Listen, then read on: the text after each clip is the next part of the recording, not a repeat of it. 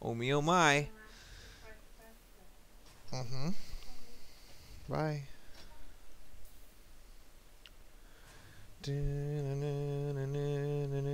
So in the last TVZ we saw that because you opened with a with a 1 racks no gas fast expand and a late second racks, you weren't able to put on early marine pressure, and you also weren't able to put on early Hellion pressure. And a Zerg player with no pressure on him is gonna get a huge economic lead.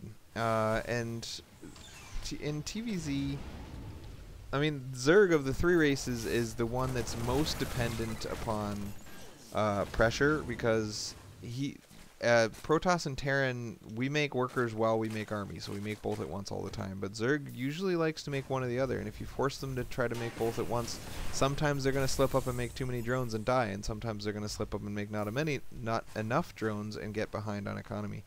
So the constant pressure style is very good in TVZ. And when you start your pressure is kind of dependent on what composition you're trying to go for. If you're trying to go for a mech style, which you're clearly not, then you want to start your pressure with your very first Hellions right at 6 minutes and just constantly be applying Hellion pressure throughout the whole game. Not letting him get a third because your Hellions are sitting on his third, and then he makes a bunch of troops to try to push your Hellions away, and then you bring up some tanks and still push them back, and he still can't get his third, and he still can't get his third, and he wants to have his third, but he can't. And that's, you know, that's a type of pressure. Encouraging him to make troops. Because Zergs, if they want to be greedy, they can cap out their one base saturation completely at 8 minutes. So every moment past 8 minutes that the Zerg goes without a third, he's losing money, basically, in a greed situation. So that's why the Hellion opener is a good way to force pressure without having to actually do anything. All you have to do is just plant Hellions at his third and keep an eye out, and you know that's a passive form of pressure right there. The marine pressure style, which you showed earlier, you were making 5 racks and then pushing out with marine pressure and just keeping your marines out there active and trading armies with him over and over. That's a great style of pressure too, because he's forced to constantly make lings to, you know, and reinforce and make lings and make lings and make lings just to survive your constant marine pressure. And sure, he's going to come out ahead in that type of engagement, and constantly suiciding marines into him can put you really far behind. Just in general, especially if you do it off of one base and don't get a 2-base economy up. That's kind of not a really viable way to play. But at least it does the job of making sure that the Zerg can't just constantly produce drones all game long.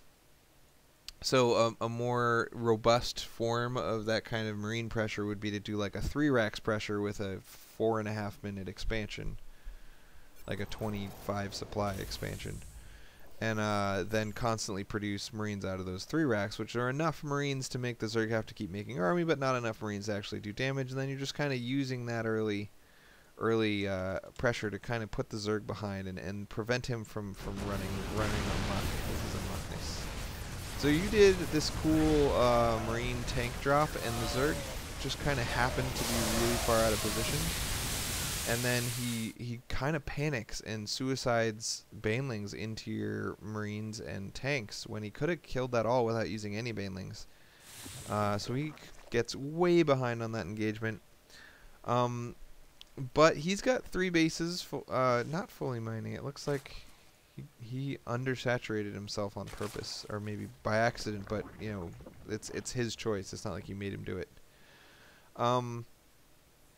So you've got almost the same economy as him. You're working on your third, which is good. You've made this weird kind of wall in here, and that means that your only exit from your base is over here. So you kind of know where he's coming, unless he wants to fight through a wall in. You're forced to cancel that base, even though you had enough army to defend it, just because your army's out of position and he snuck up on you. And again, vision is kind of important. But you know, whatever. Pick up, dropped over there, knocked down that hatchery. That's cool. I like that you're being active with these drops while your main is pretty much impervious with these tanks and the double wall in with bunker and everything. You're forgetting to drop mules. You're oversaturated a little on your main. You're a little bit oversaturated on this base. It's because you canceled the third and then you didn't immediately restart it. Always build your third in a protected location so that if you can't force a cancel on it, basically. So these drops are kind of pokey distracting him from getting an economy, and he's still on 57 workers. This is a very big difference between the games that you lost recently, where he had 72 workers at 10 minutes. Now he has 57 at 18. And this is mostly his own choice, because you're not really pressuring him into cutting workers to defend. You made one drop that didn't, it did some good damage, but the drop was late enough that he could have already fully saturated if he wanted to. He's forcing himself to go worker light. By taking this gold base, he's really scared of the location of that gold base. He's afraid that you're going to knock it down, and so he's choosing to stay worker light. So you do a double drop in his main, knock down his primary hatchery, and then you do a drop over here at his fourth and knock down that. Over here you're still defending your two bases. He's basically got you starved, so he doesn't need to be attacking into you. This is a huge mistake on his part to even bother attacking into you. But he doesn't know how to deal with these multi-pronged drops in multiple locations. And obviously the answer to this is to get like one corruptor. But it's hard to, before the game even starts, decide that you're going Roach Infester and into Roach Infester Ultra, and then be like, I don't even have a Spire, but I'm getting dropped over and over and over. I wish I had a Spire, so maybe I'll make a Spire and wait 4 minutes and then be immune to drops. Like, yeah. This lots of things to look at style, where you're attacking him in multiple locations at once over and over. Really annoying for Zerg. Zerg wants to have total and utter map control, dominate the map by, having both of the watchtowers expanding all over the place and keeping just enough pressure at your front so that you're forced to stay home and whatever. And these drops are preventing him from being able to do that. He's actually focusing to the exclusion of his defense on his attack, because he knows that you have no bases at this point. And that makes sense. What the heck is the command center doing in the corner?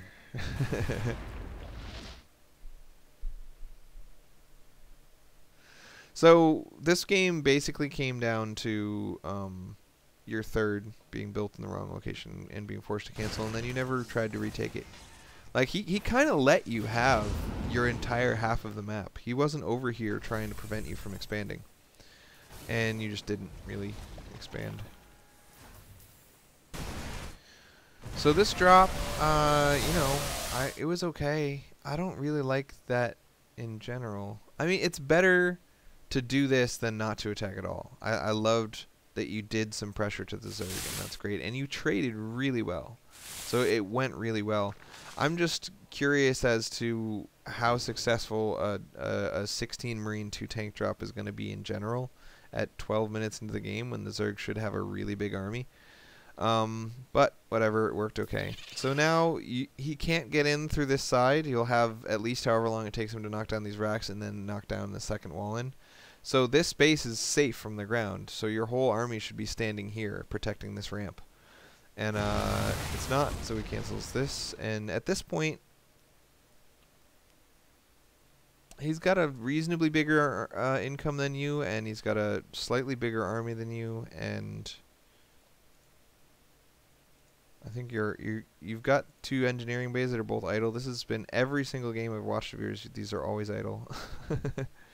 Lots of mule energy saved up, but yeah, your production infrastructure is very marine heavy, and when you start to mine out, your gas income stays the same, but your mineral income gets cut immediately, and so doing a marine centric style is very susceptible to starvation. Because Marines are kind of throwaway recyclable units. You lose them, you make them, you lose them, you make them. And so you really need to be constantly expanding to make Marines worthwhile. Also, obviously, upgrades are really important to Marine play. I know that you've been experimenting a lot with multi-pronged drops and like lots of drops, and so that's probably why you're not securing your third, is that you're thinking about, I gotta make all these drops. You're getting kind of caught up with your macro and not doing anything,